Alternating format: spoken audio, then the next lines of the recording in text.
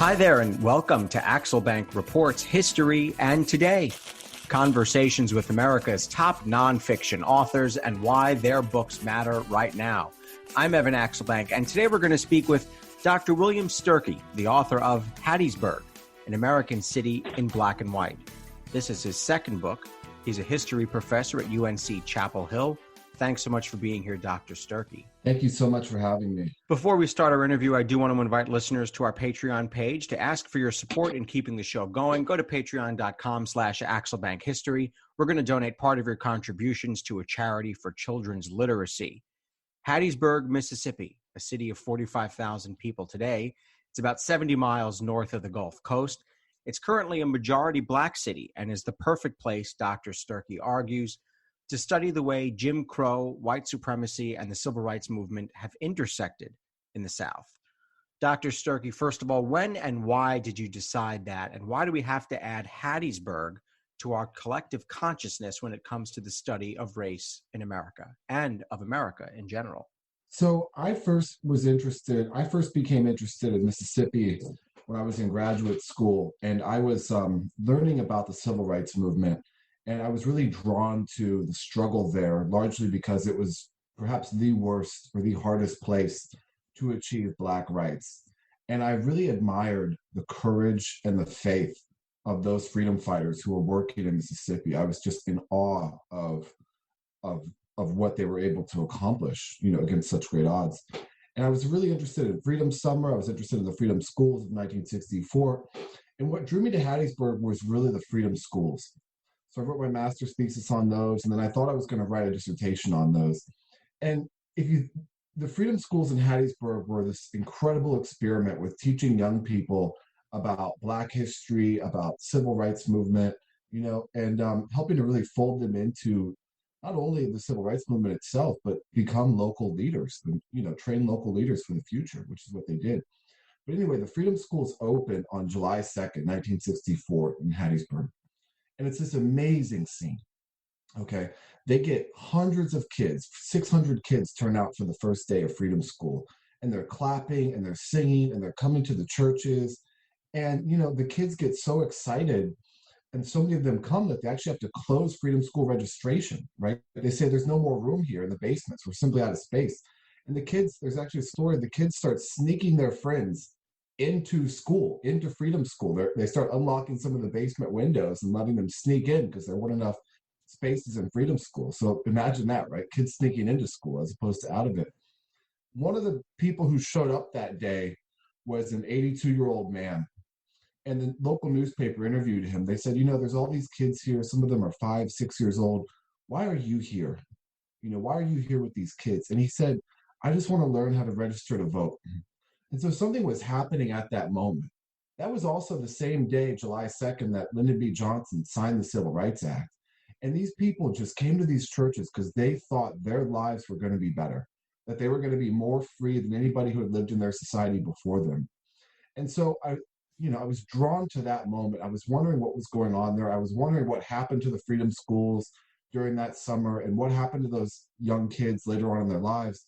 And I was researching that, and I sat down to begin writing my introduction, and I couldn't get past the question that ultimately became the book. And that question was, where does all that come from? How is it possible that, when these schools open on that day, that all these kids are drawn to these churches, that 82-year-old man, feels compelled to come down to these churches? What happened in those churches before, and what happened in those communities before that allowed for this incredible burst of energy that began on July 2nd, 1964. And it ultimately answering that question became the topic of the book. So I thought I was going to start with Freedom Schools, and ultimately I ended with Freedom Schools. To answer the second part of your question, Hattiesburg is a really important place in the civil rights movement. It was a huge place of organizing. On January 22nd, 1964, it was the center of the American Civil Rights Movement. But the thing about Hattiesburg, too, is that it's also a stand-in for a lot of modern Southern towns. It's a New South town. It's a railroad town. It's a town where people come to get out of the farm. And it's a place where Black community begins to build. in the 1880s and 1890s. So as important as Hattiesburg might have been in the civil rights movement, I think that you can learn lessons from this book, Hattiesburg, that you can then apply to Birmingham or Montgomery. And one of those lessons is that the origins of Black organizing power in the civil rights movement is rooted in this rise of the New South. When Black people begin to leave the farms of the rural South, they come to places like Atlanta and Birmingham, and they begin to build the institutions that would later allow future generations to overthrow Jim Crow. Is there a particular reason why Hattiesburg did not gain the notoriety of a Selma, the fame, a Selma, Atlanta? I mean, Atlanta is obviously a bigger city, so they may not be entirely fair. Or Charleston, some of these other cities and towns. Is there a particular reason that didn't happen, or was it just lacking the major sort of aha moment that happened in other places? I think that the reason is it's why most people don't know about Albany in the civil rights movement either. There was no major violent confrontation, and it's unfortunate, but that's what it takes. That's why Selma is famous to most of us. There was violence all over the civil rights movement, but Selma happened right in front of the cameras, and that's why that is so famous. That's why the Freedom Rides are so famous. That's why Birmingham is so famous, because of the water hoses and the dogs hitting the kids. Of course, Atlanta is famous because it's this massive city and it's the home of Martin Luther King Jr., the most famous activist in the civil rights movement. And so I think that that's the main reason, that there was no major violent conflict necessarily. There was plenty of violence, but not that big aha moment, as you said.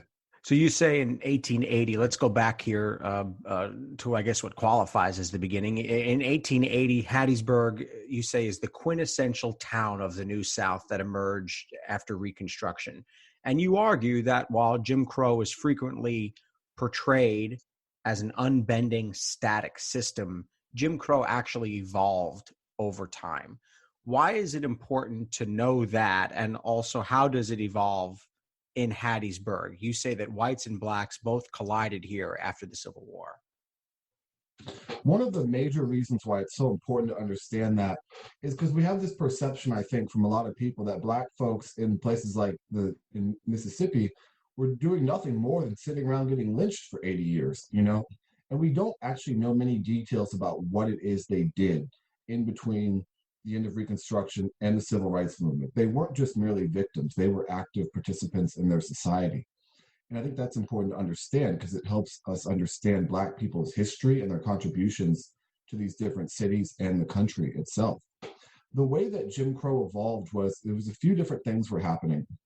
One was Black people began to move, beginning with moving to those cities in the first place, whether they were Birmingham or Dallas or Atlanta. Black people were moving in the South as these cities grew in a way that they never had before.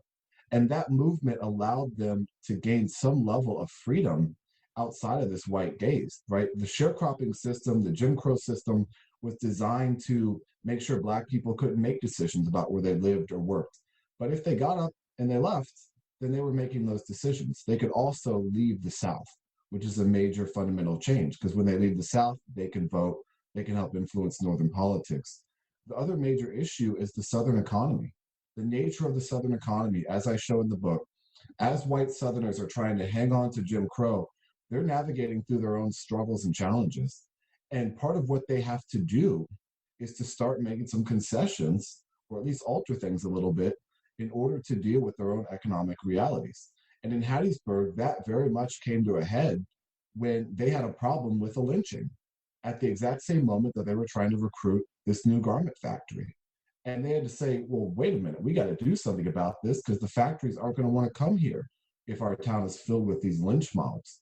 And so they had to try and end lynching in the town.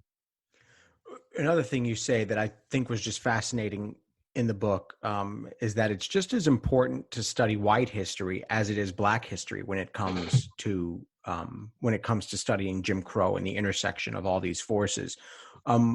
It's so interesting that you note that it was easy to find the history of white people through public and private documents, especially because these rich white men left behind these things. African-American archives, you said, were fewer and far between, and you trace the genealogy of one family of Turner and Mamie Smith and then their offspring. But explain what all that reveals about the way things worked. Well, it always drove me crazy, Evan, to read about Southern history from the lens of the civil rights movement and see white people treated as if they were completely static and they were the exact same people from the 1880s through the 1960s, as if these other things didn't affect broader, broader access to Southern life. And that's just not the case. If you think of any, it's basic common sense of human nature. These were not just unchanging Klansmen who had been hiding out in the woods since the 1880s. These were sophisticated people who thought oftentimes that they were doing the right thing. And one of the things that we see in that is that it's not just Black people who are affected by Jim Crow, it's society more broadly.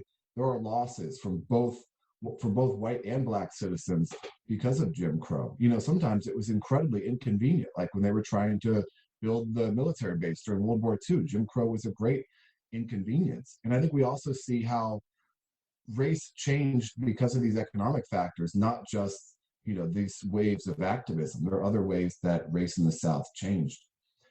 Writing about the white community and the Black community felt like writing in two different genres. Because, as you say, the archivists in the 1940s and 1950s, they went out and they got the papers, the diaries, the letters, that sort of thing from white families. They said, this is what we value. They said, this is what historians will want to learn about. They don't care about, the letters and the diaries and the photos from the Black community. And even the local newspaper itself was segregated. So Black people didn't usually appear in the newspaper unless they were arrested or murdered or injured in some way, or if they played on the football team, they would put the football scores in there. But so yeah, it was like writing in totally different genres, completely different sources, and it was an interesting challenge, but it was certainly a challenge to do so. One of the other things that your book really explains so well is how white supremacy, the building blocks of it, are put up after Reconstruction ends. You talk about Lucius, am I saying the name right? Lucius Lamar's eulogy of Charles Sumner. You also talk about Captain Hardy giving his wife this gift of this town. Her name, I guess, was Hattie, and so that's how Hattiesburg comes to be. And then there's Forest County, is the name of the county after the Klan founder. Explain what all those things show about how the building blocks of Jim Crow are put up in Hattiesburg and in the South. I think that's another thing that the approach here can do. I think, people write big, broad histories and the actors are groups of people. One of the things that I have here are individual characters that move through the book. And you see how during Reconstruction, for example, on one hand, you get this view from this white character who Reconstruction is not going very well for him. He's very worried about trying to reestablish white supremacy. And when he gets the chance, right, he helps then fight Reconstruction. He helps overthrow that Reconstruction government. And then he helps celebrate the Confederacy, venerate the Old South.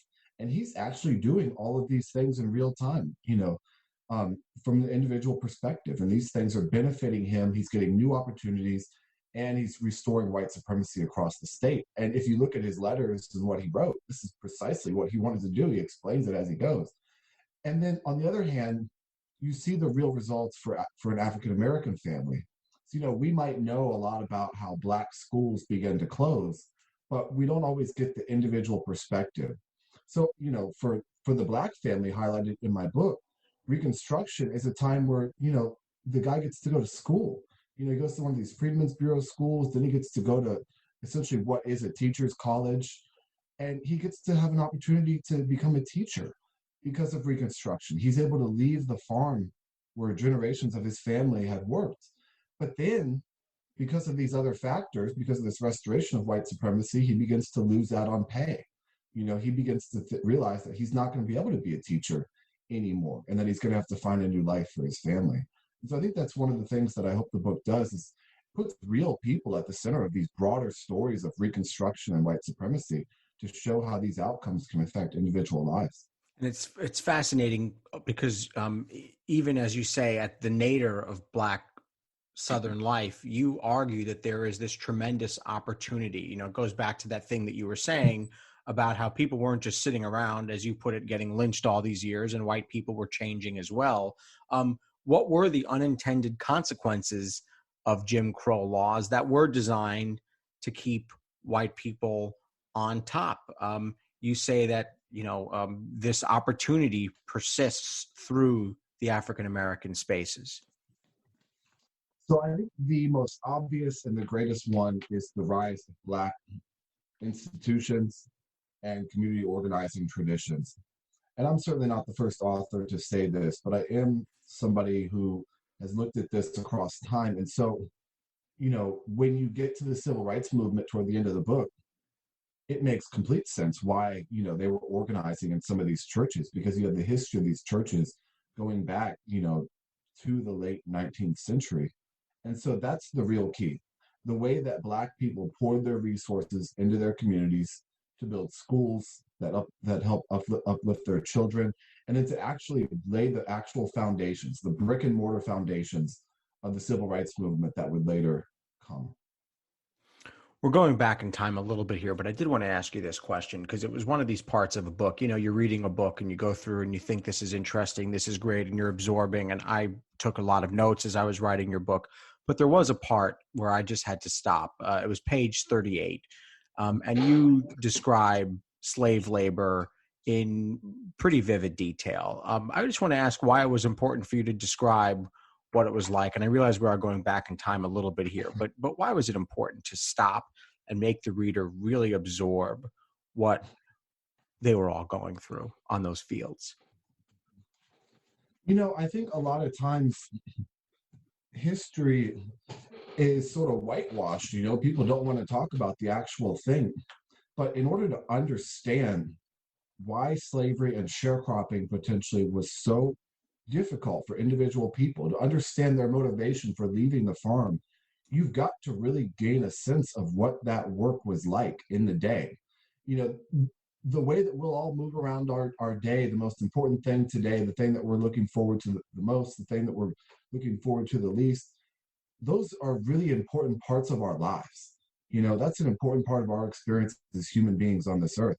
And to understand that these people spent most of their lives while they were awake, most of their waking hours in that field, I think really gives you an appreciation, I hope, for one, how cruel it was, but then also why it was so important for them to want something better for their children off that farm.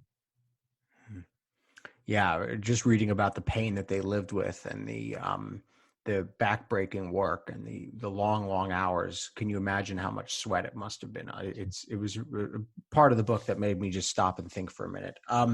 So let's talk about some of the uplifting moments. The Smith family has a relationship with public education that you detail. So explain, I guess, what that reveals about their family, about how public schools were built up in Hattiesburg. But also, let's talk about the piano. You said the music would echo off the walls of their house, the house that they helped build. So just talk about how this family is creating this space for themselves, but both in public education, in their home, with music. So Turner Smith, the patriarch, left his family's sharecropping field to go to school to become a teacher. So education for him is the thing that literally broke that bond to the fields that, his generation had lived and worked in as far back as he could ever tell. And education was the most powerful experience in his life. It literally took him out of those fields, and he passed that along to his children. His wife, Mamie, also was a teacher. They met while they were both teachers, and they married, and he ultimately had to give up his job as a teacher. But the importance of education remained with him.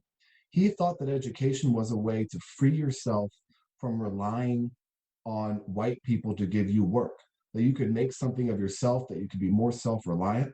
He also clearly saw it as a form of intellectual liberation, right? To break free of these constraints in society that are taught to Black and white people at every single turn. And so that was really important for both of them, Turner and Mamie, to pass along to their kids. And it's remarkable that a man who was formerly enslaved in Mississippi ended up having 4 sons who became doctors, and it's that legacy of education that Turner always passed down. And so that the scene that you're talking about at the end of chapter 2, this is another example where it's a little bit of a different genre, writing about black and white lives. No white person in Hattiesburg would have gone to Turner and said, can you donate, your letters or your diaries or anything like that? Because they didn't think he was important enough as a historical actor. They never imagined somebody like me coming along and wanting to write about him. And so we do, though, have an oral history with his son. And so I wanted to use whatever I could from what his son said about his dad to try and piece together who his father was and what he valued. And because we don't have the same sources as we do for the white community, we don't have the same intimate looks. But I did have this little story that his son told about how they would play the piano and they would dance and sing, and Turner would often go up while they were still playing. And so I tried to play off of that, imagining Turner going to bed while his kids were playing the piano, and what he must have been thinking about, knowing that he himself had delivered himself out of the cotton fields, but then also that none of his kids were going to have to go through what he went through as a child, and certainly what his ancestors went through. Describe the rules that were put in place to keep blacks from voting in Mississippi and I guess Hattiesburg specifically. And then why does that start pushing white terrorism to start to rise?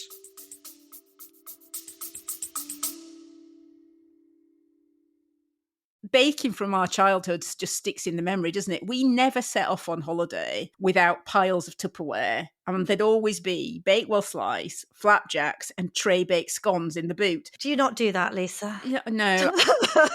Sadly, I do not stack the Tupperware in the back of the car when we go off on holiday. Oh. Welcome to Small Ways to Live Well, a new podcast from the Simple Things magazine. Season 2 is a pick-me-up tonic that helps us make the shift from winter to spring. A 6-week suggestion box full of things to note, notice and enjoy about the season. Search for Small Ways to Live Well on your podcast app.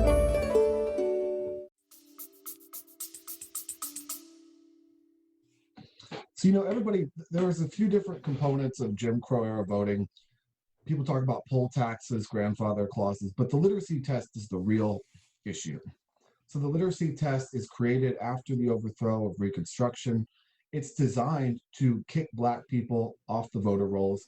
And when they have this constitutional convention where they enact this literacy test in Mississippi, there's no secret at all. You can go and look at the newspaper coverage from New York and Baltimore, and they're saying at the time, in real time, they're here to disfranchise black people. That's what these new things are designed to do.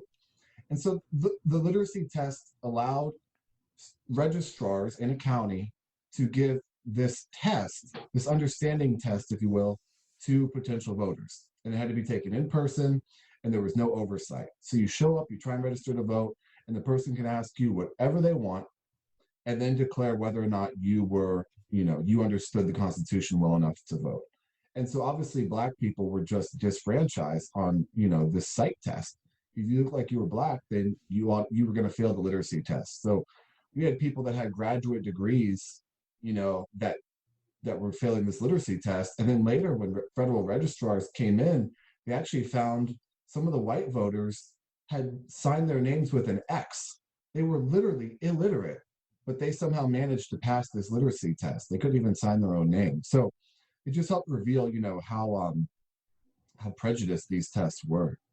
And then how does white terrorism start to develop in conjunction with all these things that are going on to suppress African-American voting rights? So there'd always been a great deal of violence in places like Mississippi toward African-Americans. And one thing to see is this rise of lynching. Lynching doesn't crescendo right after the Civil War or even right after Reconstruction. It happens really around this time when black people are losing the right to vote. Right around that turn of the century is the greatest rates of lynching in Mississippi. And people are moving to new cities. The economy is changing. Things are happening in Alabama and Mississippi that reflect the broader South, but it's this rise of the new South. And it's this creation of this new racial order that is Jim Crow. Jim Crow didn't just instantly start in 1865. It was something that had to be curated, something that had to be built. And these literacy tests were part of that.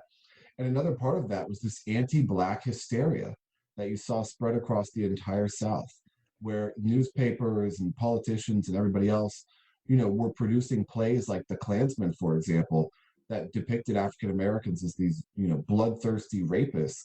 And it's that exact moment where lynching also operates in tandem with political disfranchisement to really, harden what Jim Crow would become until the 1960s. As we go into the 1900s, explain what happens is, as you write in the book, people start to leave Hattiesburg. Segregation in public life takes hold, and there are people who leave Hattiesburg. It forces, though, perhaps an unintended consequence, it forces whites and Blacks to commingle in private life. Can you explain that and what it says about the nature of those in power and those not in power? Yeah. So the Great Migration, of course, begins during World War I and lasts, there's really two big bumps, World War I, World War II. But this first one in World War I was so fascinating to me. I certainly knew about this concept, obviously as a historian, but to take the look from the Southern view, people talk about the Great Migration as if it's a Northern story. Part of that is true, but it's a very much a Southern story too, And so what happens in Hattiesburg, there's this big dramatic wave of people that just start going in these large groups in 1916 and going into 1917. And they're just leaving, man. They're ducking out 20, groups of 25, one group of, we think about 100, and they're all just leaving in these waves. And it's really interesting because Hattiesburg is so young. So if you think about this from the Southern viewpoint, Hattiesburg was only like 35 years old at the time. That means that the people who were leaving Hattiesburg were older than Hattiesburg itself. So from the Southern viewpoint, they came from somewhere else, came to Hattiesburg and used Hattiesburg as a vehicle to get to the north and escape Jim Crow. And what happens back in Hattiesburg for the people that stay is the Black community is now encountering these white folks who are really starting to freak out. In the newspaper coverage, it's just ridiculous. I know a lot of it's kind of scary and really disturbing, but some of the newspaper coverage that you start to read that's talking about the Great Migration out of Hattiesburg is just so absurd. There are people that talk about white women crying in the kitchen because they have to start preparing their own meals. There are people that are saying that African Americans cannot deal with the cold biologically, and so they will certainly come back. Fear not, they will be back. And I'm Black. I grew up in here in Pennsylvania. I can tell you that is not true. But what they're trying to convince themselves that this is not actually happening. And then at the same time, when the people don't start coming back, the white business community has to do something to stop this mass exodus. They go to the African American leaders in the churches and the business community, and they say, what can we do to stop these people from leaving? And one of the answers that they get is build a high school. See, Hattiesburg, like a lot of counties in Mississippi, did not have a Black high school at that time.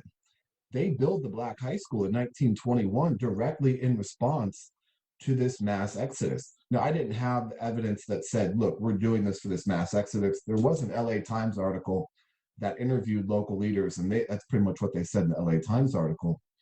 But this Black high school becomes a new center point in the Black community. And that Black high school pours out dozens, if not hundreds of people who would later go on to play a prominent role in the civil rights movement in Hattiesburg. It becomes a community organizing training ground in some sense for these folks. So that was certainly an unanticipated consequence. By giving them a high school, in part to try and stop this exodus, you then give them a new space where so many people are trained, where that community comes together, and ultimately where that community helps to fight this Jim Crow system. This is a question that that we've done a whole episode on Axelbank Reports, but how are poor whites and poor blacks getting along. That's what I was talking about with those commingling in private life. And also, I think at the workplace too, you talk about how there were relationships, friendly ones in the workplace. Describe how poor whites and poor blacks are getting along at this point. Evan, I'm going to expand your question just a little bit because I think this is the question of the South. Since the Civil War, whatever happened, or what could happen if poor whites and poor blacks ever started to vote along the same lines because they share many of the same interests? And it's always benefited elite whites for them to be divided. In Hattiesburg, poor whites and poor blacks were divided largely because poor whites were always told, you are above all of them no matter what. No matter what happens, you're not black, you always are above them. And that racial division makes sure that white people hold the political power in the area. It helps elite whites, even as it can hurt poor whites. One example from the book is that when the Great Depression comes and the Red Cross sets up an office in the Hattiesburg downtown, in the Hattiesburg City Hall, the elite whites come in and they say, you can't serve black people and white people together out of this office. That's the rule here. And the Red Cross refuses to discriminate, and they kick them out of City Hall. That hurts the poor white people, but at the same time, the poor white people are told, well, we can't have, miscegenation or whatever. We can't have desegregation. You're more special to us. So we got to kick the Red Cross out, even though they're literally giving you food because they also want to give it to the black people and you're better than them. You're not like them. So in that way, it hurts poor whites and poor blacks. And that's exactly what elite white Southerners wanted to do as they designed the Jim Crow system. That's very much of the work that naming the county Forest County, that erecting a Confederate monument and celebrating, white supremacy does, is it makes sure these poor whites and these poor blacks can never be politically aligned. If they were, that would be the greatest political force the South has ever seen. One of the things that starts to happen here is that the Democratic Party fractures. That starts to impact Hattiesburg. And at the same time, Hattiesburg is also becoming, as you just alluded to in the question before, about being a hotbed of civil rights. Medgar Evers is a name that comes up in your book. So talk about how those forces, the fracturing of, FaceTime doesn't know we're taping something. Talk about how the forces in those two forces, Hattiesburg becoming a hotbed of civil rights and also the fracturing of the Democratic Party, start to impact Hattiesburg. Well, the Democratic Party really begins to fracture over the issue of race, especially in 1948. And in 1948, the Democratic National Convention and the Republican National Convention both say on paper that they're going to advocate for civil rights. And, elite white Southerners in places like Mississippi say, well, to hell with both parties. We're going to form our own party, of course, the Dixiecrat Party. And they come back into the fold, eventually, but only briefly. And they ultimately leave the Democratic Party in 1964 when the Deep South goes Republican for the first time since Reconstruction. And in Hattiesburg, what's happening is that part of what's happening with the civil rights movement, part of the reason that it does occur when it does, is that black voters, especially in northern cities, had become so influential that the Democratic Party and even the Republican Party, to a certain extent, had to listen to what their constituents wanted. Those people cared very deeply about black lives in the Deep South, and they were prodding people in places like Detroit and Chicago and Harlem and Pittsburgh and Philadelphia. They were prodding their representatives to push for civil rights. And it finally breaks through in the 1960s. And that's when you see this wave of activism in Hattiesburg really begin to escalate. Yeah, and I was going to ask about that. So talk about these two would-be challengers of Jim Crow. I think it was two, maybe it was more, but I know you tell two stories of would-be challengers of Jim Crow in Hattiesburg, and how those stories, though, have diverged from the commonly known experiences of figures like Rosa Parks. Is it, again, because the media attention was different, or were the stories different? But first, explain the stories of these two challengers to Jim Crow in Hattiesburg. Well, I think that one of the most interesting cases to come out of Hattiesburg is this voting rights case in 1950, where a group of Black leaders get together and they sue the local registrar because he's obviously discriminating against them when it comes to registering voters. And they lose that case. That case does not get out of the state of Mississippi.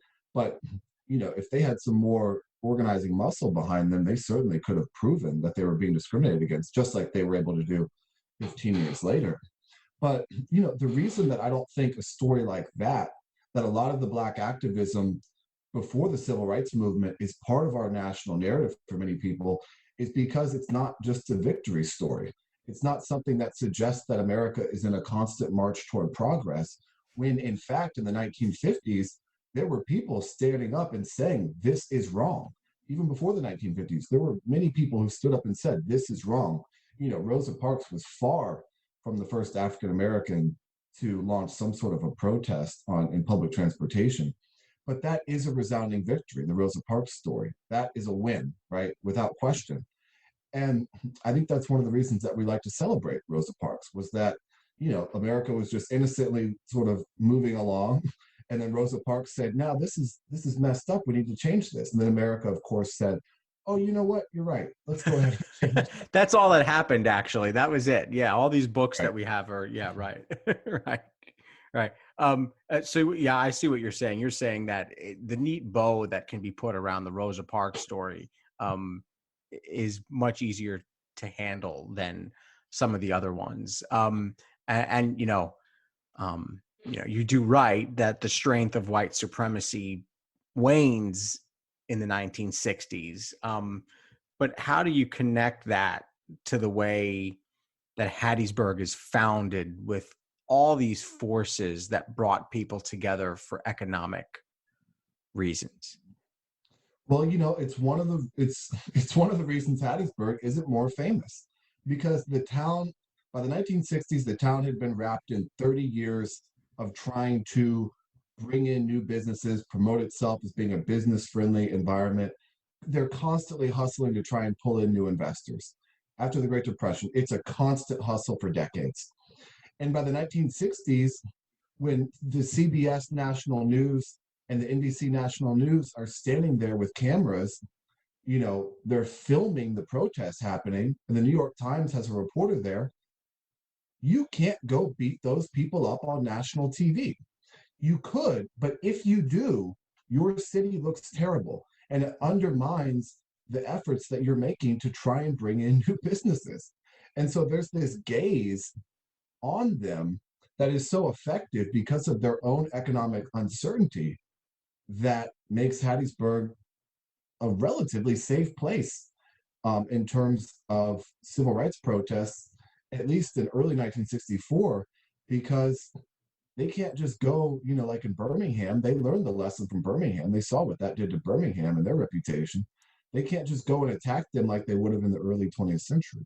One of the things that the book leads up to is that Black businesses eventually get hollowed out. Can you just talk about how that happened and why? And basically, the book sort of opens with this beautiful scene of a celebration that takes place, but it's also sort of there's nostalgia written into that story because the Black neighborhoods are not what they had been. So describe that journey that Hattiesburg went on. Yeah, so Hattiesburg's Black businesses, they face a lot of disadvantages. They don't get public support in terms of stop signs and streetlights and paved roads and all that. They literally sit in a floodplain in the least desirable part of town. But the one advantage they do have, as odd as this is segregation itself. Black people want to shop in their own neighborhood, first of all, so they shop at the Black businesses, but then they literally cannot go shop at all of the white stores. And even if they do, they might have a very negative experience in terms of experiencing racism. So the segregation of the Jim Crow society pushed Black customers into Black businesses. And a lot of Black businesses certainly relied on those Black customers. After Jim Crow ends, it's not quite, as simple as I'm going to say, but after Jim Crow ends, Black people can go shop wherever they want. And Black people can go work wherever they want. So basically, if you just skim off sort of the top of the Black businesses, you might hire the Black pharmacist to then go work at the white-owned pharmacy. And now the Black pharmacist doesn't have his own shop downtown where all the Black people might shot.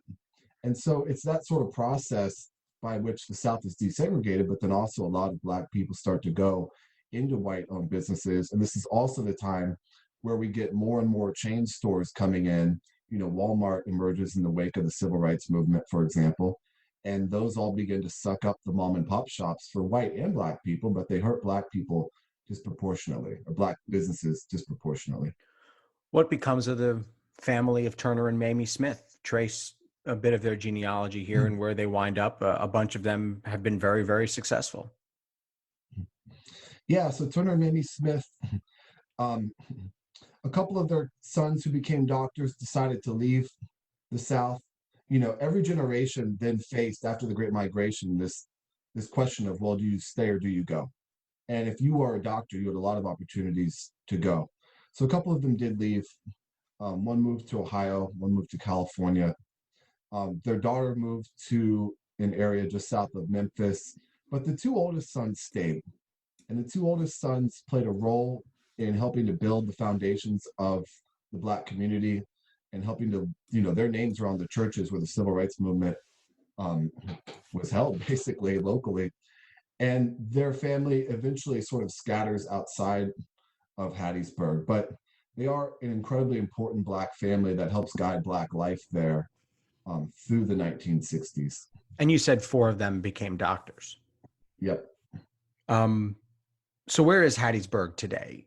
Politically, yes, I'd be curious to know that. It looked like the mayor of the town is a white guy who had been a Republican but was now independent. So I'd be curious to hear where Hattiesburg stands politically. And also I'd be curious to know whether it's a majority Black city now. But you also say, so I guess put those to the side for a second, but you also say that African Americans in the South certainly have more opportunities today than they ever did, but that losses were embedded within the iconic victories that you and I have talked about during this. So Hattiesburg today is majority Black, just by a slight edge.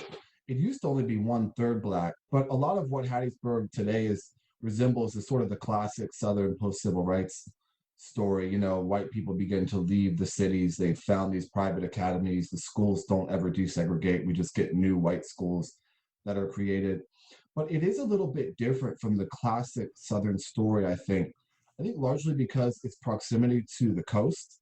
The coast has always been a little bit different from in Mississippi. It's not quite as rigidly segregated as like the Mississippi Delta, for example.